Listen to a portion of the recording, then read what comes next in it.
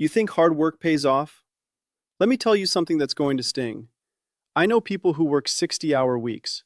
They're loyal, they're skilled, they show up early, stay late, and do everything right. And they're still broke. Not because they're lazy, not because they lack talent, but because they've made career decisions that mathematically guarantee they'll stay poor. Here's what nobody in finance wants to admit. Hard work is not correlated with wealth. Effort doesn't equal income. And the system you're operating in right now? It's designed to reward the wrong behavior. I'm Jensen Huang. I built a billion-dollar empire, and I've watched thousands of smart, hard-working people destroy their financial futures without even knowing it. In this video, I'm going to walk you through 6 career mistakes that are quietly bankrupting you. These aren't motivational platitudes. This is cold, brutal math. And if you recognize even one of these patterns in your own life, you need to fix it today. If you want the truth about money and career strategy without the fluff, hit subscribe. You're going to need it. Let's start with the biggest lie you've been sold. Work hard and you'll get ahead. You've heard it your whole life, from your parents, from teachers, from every motivational poster in every corporate break room. And it's complete garbage. I'm not saying hard work doesn't matter. I'm saying hard work alone is worthless if you're playing the wrong game. And most of you are playing the wrong game. Here's the game you're playing right now. You trade your time for money. You show up, you work your hours, you get your paycheck, you go home. Sounds fair, right? It's not, because time is the only resource you can never get back. And if you're selling it by the hour, you've already lost. Let me show you the math. Let's say you make $25 an hour. That's roughly $52,000 a year if you work full-time. Sounds decent. But here's what that actually means. Your income is capped by the number of hours in a day. You can't work more than 24 hours. You probably can't even work more than 50 or 60 hours a week without burning out. So your ceiling is fixed. And inflation? That's eating into your buying power every single year. In 2000, $52,000 had the purchasing power of about $95,000 today. You're working the same hours, maybe even harder, but you're getting poorer in real terms. That's not a career, that's a treadmill. Now let's talk about mistake number 2, staying in a role that has no upward trajectory. I see this everywhere. Someone gets a job, it's fine, it pays the bills, they're comfortable, and they stay. For 5 years, 10 years, 15 years, same title, same responsibilities, maybe a 2% raise every year if they're lucky. You know what that costs you? Let me show you. Let's say you start at $50,000 a year. You get a 3% raise annually. That's better than average, by the way. After 10 years, you're making about $65,000. Sounds like progress, right? Now let's compare that to someone who switches jobs every 3 to 4 years. Industry data shows that people who switch jobs earn 10% to 20% more per move on average. So same starting salary, but they move after year 3. Now they're at $60,000. They move again at year 6. Now they're at $72,000. They move again at year 9. Now they're at $86,000. After 10 years, the job switcher is making $86,000. You're making $65,000. That's a $21,000 gap every single year for the rest of your career. Over 30 years, that's not a $21,000 difference. It's a multi-million-dollar difference when you factor in compounding savings and investment growth. And that's just salary. I'm not even talking about equity, stock options, bonuses, benefits. Staying in one place doesn't show loyalty. It shows you don't know your worth. Here's the part that stings. Your employer knows this. They know that the cost of keeping you is way cheaper than the cost of replacing you. So they'll give you just enough to keep you from leaving. A small raise, a new title with no real power, a pat on the back, and you'll stay. Because it's easier than the discomfort of change. But comfort has a price, and that price is your future. I'm not telling you to job hop recklessly. I'm telling you to be strategic. If you've been in the same role for more than 3 years and your income hasn't increased by at least 20%, you're leaving money on the table. If your skills haven't expanded, if your responsibilities haven't grown, if you're doing the same thing you were doing 2 years ago, you're not advancing, you're stagnating. and stagnation is expensive. Let me ask you a question. When was the last time you updated your resume? When was the last time you looked at job postings in your field just to see what's out there? When was the last time you had a conversation with a recruiter? If the answer is never or years ago, you're making a massive financial mistake because you have no idea what you're worth. You're operating on outdated information. You think you're paid fairly because you don't know any better. But the market has moved, salaries have shifted, new roles have been created, and you're sitting in the same spot thinking everything is fine. It's not fine. You're not stuck in your job because you have to be. You're stuck because you're afraid. Afraid of rejection? Afraid of change? Afraid of looking like you're not loyal? But let me tell you what loyalty gets you in the modern economy. Nothing. Your company will lay you off the second it's financially convenient. They'll restructure, they'll outsource, they'll automate. And all that loyalty you gave them, it won't matter. So stop trading your time for a paycheck that barely keeps up with inflation. Stop staying in a role that's going nowhere just because it's comfortable. Because comfort is the most expensive thing you'll ever buy. And you're paying for it with your future. Here's a question most people can't answer. What are you worth? Not what you're paid, what you're worth. Most people have no idea. They know their salary, they know what their company pays them, but they don't know what the market would pay them. And that ignorance is costing them a fortune. Let me tell you how this works. Your employer has one job, to pay you as little as possible while keeping you productive. That's not evil, that's business. They run compensation analyses. They know the market rates. They know what competitors are paying. They have entire HR departments dedicated to figuring out the minimum they can offer to keep you from leaving. And you? You have no data. You're negotiating blind. So you accept what they offer. You think it's fair because you have nothing to compare it to. But fair to who? Let me give you a real example. I know a software engineer, good at his job, been at the same company for 6 years, making $95,000 a year. He thought he was doing well. Then he got laid off. Suddenly, he had to go to the market.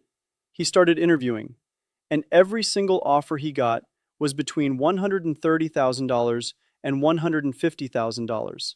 Same skills, same experience, same role. He'd been underpaid by $35,000 to $55,000 a year for 6 years. That's over $250,000 in lost income. Gone. Because he never checked his market value. You think that's rare? It's not. It's the norm. Most people are underpaid by 10 to 30% compared to what they could earn if they just went to market. And they never know it because they never look. So here's what you do. Right now. Today. Go to Glassdoor. Go to levels.fyi. Go to Payscale. Go to LinkedIn Salary. Look up your job title, your industry, your location. See what other people are making. And if you find out you're underpaid, don't get mad at me. Get mad at yourself for not checking sooner. Because this is information you should have had years ago. Now let's talk about the second half of this mistake. Never negotiating. This one kills me. Because negotiation is the highest ROI activity you will ever do in your career. Let me show you the math. Let's say you get a job offer for $80,000. You don't negotiate. You just accept it. Now let's say someone else gets the same offer. And they negotiate. They ask for $88,000. The company meets them halfway at $84,000. That's a $4,000 difference in year one. Doesn't sound like much, right? But here's what actually happens. Every raise you get is a percentage of your base salary. If you start at $80,000 and get a 3% raise every year, after 10 years you're making about $104,000. If you start at $84,000 with the same 3% annual raise, after 10 years you're making about $109,000. That one negotiation is worth $5,000 a year, every year, for the rest of your time at that company. Over a 40-year career, that single negotiation is worth over $600,000 in cumulative earnings. $600,000 for a 15-minute conversation, and most people don't have it. Why? Because they're afraid. They're afraid the company will pull the offer. They're afraid they'll seem greedy. They're afraid of being told no. Let me tell you something. Companies expect you to negotiate. If they give you an offer, they've already budgeted more than that number. They're not going to pull the offer because you asked for more. That's not how it works. The worst thing that happens is they say no, and you're back where you started. But most of the time, they say yes, or they meet you halfway, or they add a signing bonus, or more vacation days, or stock options. But you'll never know if you don't ask. I've seen people leave $10,000, $20,000, $50,000 on the table because they were too uncomfortable to negotiate. That's not humility. That's financial malpractice. And it's not just about salary. Let me ask you something. If you saw someone selling a car worth $30,000 for $20,000, you'd think they were an idiot, right? So why are you doing the exact same thing with your labor? You're worth more than you're being paid. But if you don't know that and you don't negotiate for it, you're just leaving money on the table. And that money compounds. Every year you're underpaid is a year you could have been saving more, investing more, building more wealth. You can't get those years back. So stop waiting for someone to recognize your value and hand you what you deserve. It doesn't work that way. You have to know your value, you have to communicate it, and you have to be willing to walk if they don't meet it. That's not arrogance, that's business. And if you're not treating your career like a business, you're going to stay poor, no matter how hard you work. If you disappeared tomorrow, how long would it take for your company to replace you? A week? A month? For most of you, the answer is less than 30 days, and that should terrify you. Because if you're easily replaceable, you have no leverage. And if you have no leverage, you have no power. And if you have no power, you're never going to make real money. Here's what most people don't understand about income. You're not paid for effort. You're not paid for hours worked. You're not even paid for how hard your job is. You're paid for impact. Specifically, you're paid for how much value you create and how hard you are to replace. That's it. A cashier works hard. Long hours, deals with difficult customers. It's exhausting work. But they make $15 an hour. Why? Because the impact is low and the replaceability is high. You could train someone to do that job in a day. Now look at a software engineer at a big tech company. They might make $200,000 a year. Are they working harder than the cashier? No. But the impact is higher. The skills are rarer, and replacing them takes months. That's leverage. And if you don't have it, you're capped. So let's talk about what leverage actually looks like in a career. Leverage means you control outcomes, not just tasks. It means you own a relationship with a client. You own a revenue stream. You own a unique skill that's hard to find. It means the business depends on you, not the other way around. Let me give you examples. Low leverage. You process invoices. You answer support tickets. You attend meetings and take notes. These are tasks. Anyone can do them. You're a cog in a machine. High leverage. You close deals that bring in $500,000 a year. You manage a product that drives 30% of company revenue. You lead a team that ships critical projects. See the difference? In the first scenario, you're doing work. In the second scenario, you're creating value. And value is what gets paid. Here's the problem. Most people build their entire careers around low leverage work. They get good at execution. They get good at following instructions. They get good at doing what they're told. And they never move beyond that. Because execution doesn't scale. You can only execute so many tasks in a day. You can only work so many hours. Your income is capped by your time. But if you shift to high leverage work, your income is capped by your impact. And impact can scale. A salesperson who closes 1 deal a month can close 2 deals a month with better strategy. A product manager who ships 1 successful feature can ship 3. A creator who reaches 10,000 people can reach 100,000. That's scalability. And scalability is how you break through income ceilings. But most people never make this shift because they don't know how. So let me tell you how. First, audit your current role. Ask yourself, am I executing tasks or am I driving outcomes? If someone handed you a checklist of things to do and your job is to check them off, you're in a low leverage role. If your job is to figure out what needs to be done, make decisions, and own the results, you're in a high leverage role. Second, ask yourself, could someone with 2 weeks of training do my job? If the answer is yes, you have a problem. Because that means your skills aren't valuable. They're commoditized. And commoditized skills get commoditized pay. You need to build skills that are rare, valuable, and hard to replace. Here's what that looks like in practice. Learn to sell. Learn to lead. Learn to build something people want. Learn to communicate clearly. Learn to make decisions under uncertainty. Learn to manage risk. These are high leverage skills. They apply across industries. They're hard to teach, and they're always in demand. Compare that to most of the skills people focus on. They learn software that'll be obsolete in 5 years. They get certifications that don't actually prove competence. They master processes that only exist at one company. That's low leverage learning. It might get you a job, but it won't make you wealthy. Now let's talk about the highest leverage move you can make. Ownership. If you're trading time for money, you're renting out your life. But if you own something, you've changed the game entirely. Ownership could mean equity in a company. It could mean a side business. It could mean intellectual property. It could mean an audience. The point is, you own an asset that generates value independent of your time. A software engineer who just codes is trading time for money. A software engineer who builds a SaaS product on the side owns an asset. A marketer who runs campaigns for a salary is trading time for money. A marketer who builds an audience and monetizes it owns an asset. See the difference? One is a job, the other is leverage. And leverage is what creates wealth. I'm not saying quit your job tomorrow and start a business. I'm saying start thinking like an owner, not an employee. Start building skills that give you leverage. Start creating things that compound. Start positioning yourself as someone who drives outcomes, not just completes tasks. Because here's the cold truth. If you're just doing what you're told, you're never going to be financially free. You'll always be dependent on someone else's permission to earn. You'll always be one layoff away from disaster. You'll always be capped by how many hours you can work. That's not security, that's fragility. Real security comes from leverage. It comes from being so good at what you do that people seek you out. It comes from owning skills that are rare and valuable.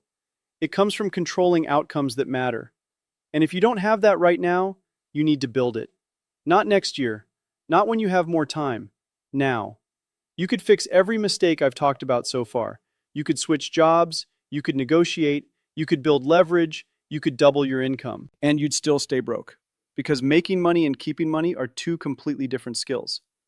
And most people have no idea how to do the second part. Let me tell you what I see all the time. Someone gets a promotion.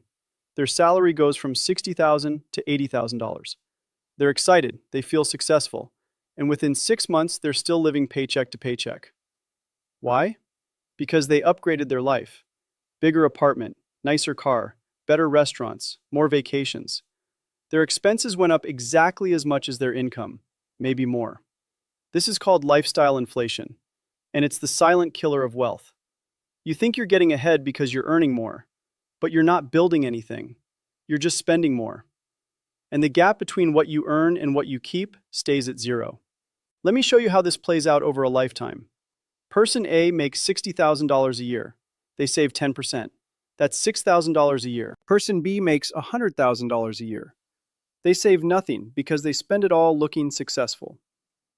After 10 years, Person A has invested $60,000, which, with compound growth, is now worth around $80,000. Person B has nothing. After 30 years, Person A has over $600,000. Person B still has nothing. Person B made $1.2 million more in total income over those 30 years. But they're not wealthier, they just looked wealthier. And looking wealthy is not the same as being wealthy. Here's the truth most people don't want to hear. Your income doesn't matter if you have no system to keep it. I don't care if you make $50,000 or $500,000. If you spend everything you make, you're broke. You might be broke with a nice car, but you're still broke.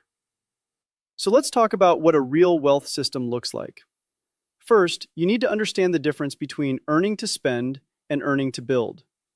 Most people earn to spend. They get paid, they pay their bills, they buy things, and whatever's left over, if anything, sits in a checking account doing nothing. That's not a system, that's chaos. Earning to build means you have a plan for every dollar before it hits your account. You know exactly how much goes to essentials, how much goes to savings, how much goes to investments, how much you can spend guilt-free, and you automate all of it. Here's a simple framework. When you get paid, the first thing that happens is money gets moved automatically. 20% goes to investments, non-negotiable. 10% goes to a high-yield savings account for emergencies. The rest covers your fixed expenses and discretionary spending. Notice what I didn't say. I didn't say, save whatever's left over at the end of the month. Because there's never anything left over. You have to pay yourself first, before rent, before groceries, before anything. Because if you don't, you'll spend it. That's not a character flaw. That's human nature. Money that's available gets spent. So make it unavailable. Automate it out of your account the day you get paid. Now let's talk about what you do with that money. Because saving is not enough. Saving is defense. It protects you from disaster. But investing is offense. It's how you actually build wealth. And most people don't invest because they think it's complicated. It's not. You don't need to pick stocks. You don't need to time the market. You don't need to be a genius. You need to buy index funds and let compound interest do the work. Let me show you what that looks like. If you invest $500 a month starting at age 30 and you get an average 8% return, by age 65 you'll have about $1.1 million. If you wait until age 40 to start, same $500 a month, same return, you'll have about $450,000. That 10-year delay cost you $650,000. And if you never start, you retire with nothing but Social Security. That's the difference between financial security and financial disaster. And it all comes down to whether you have a system or not. But here's where it gets even more important. Taxes. Most people have no idea how much they're losing to taxes. They see their gross income and think that's what they make. It's not. If you're a W-2 employee making $100,000, you're probably taking home around $70,000 after federal, state, and payroll taxes. That's a 30% cut right off the top. And you just accept it because you don't know any better. But wealthy people don't play that game. They use tax-advantaged accounts. They max out 401ks. They use HSAs. They understand deductions. If you're not doing this, you're leaving tens of thousands of dollars on the table over your career. Here's a simple example. Let's say you make $80,000 a year. If you contribute $10,000 to a traditional 401k, your taxable income drops to $70,000. At a 22% tax bracket, that saves you $2,200 in taxes. You just made a 22% return before your investments even grow. And that money compounds tax-free until you retire. But most people don't do this because they can't afford to put money in a 401k. You can't afford not to.